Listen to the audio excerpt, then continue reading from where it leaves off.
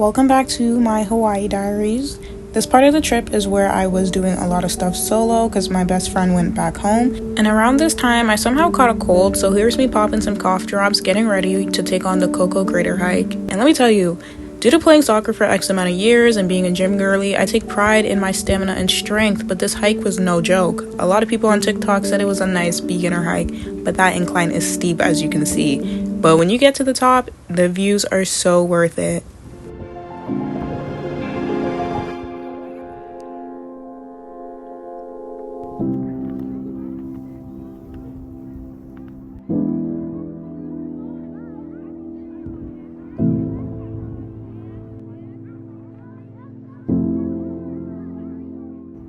I made it to the top.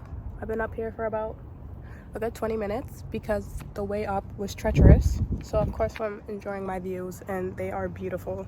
Now the hard part is going down. I feel like people disagree with that statement, but going down is much worse. Let's go.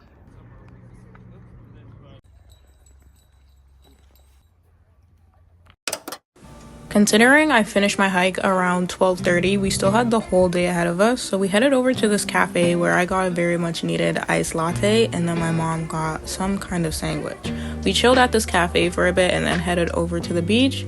Unfortunately, by the time we got to the beach, it was a bit chilly, so we really didn't go into the ocean to swim, but we still enjoyed the atmosphere and just laying on the beach with our books and just enjoying the sun. On our way home, I saw this man paragliding, ? I don't know, but it was cool. And then we went for dinner. And now we're going for dinner. Dinner was a 10 out of 10, and then we ended the night with my matcha soft serve ice cream, which was bomb. The whole time that I've been living here, I've been living with roommates. But right now, my money is not going towards having night.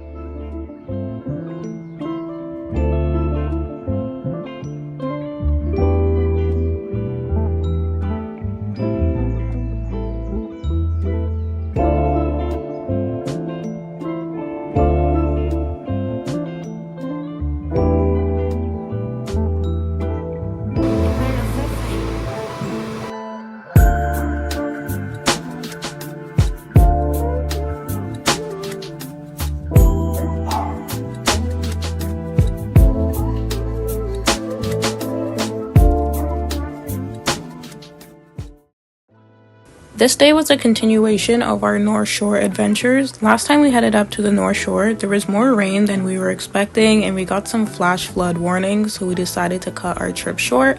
But today the forecast was giving sunny and hot, so it was perfect for what we had planned. Our first stop was Lanikai Beach, where a lot of people go to see the humongous sea turtles. As you can see, the people in the back are actually snorkeling to find them. I just personally sat on a rock and watched them pop out of the water, like this one right here. He was huge. I didn't think they were going to be that big. But when they come onto shore, a lot of people surround them, as you can see. I just thought it was a bit weird. Like, guys, it's a turtle. Why are we surrounding it? But it was still super cool to see. And then we went on to the next spot. We headed over to Waimea Valley, which unfortunately I couldn't do with Kira because of the amount of rain we got the past couple of days. It just wasn't safe for people to swim in the waterfall at the time. But today I was able to do that, so I'm doing this for both me and Kira. You have to walk through this beautiful botanical garden which has so many flowers and trees that I have never seen before, and they also share some of the history of Hawaii. While we were walking through the botanical garden, the temperature was like the highest it was going to be for the whole day, so it was hot. Like, I was sweating while walking through this garden, but I was taking in the views. Everything was so pretty, so amazing. There was just so much to look at and so much to take in on this walk. It was truly an amazing experience.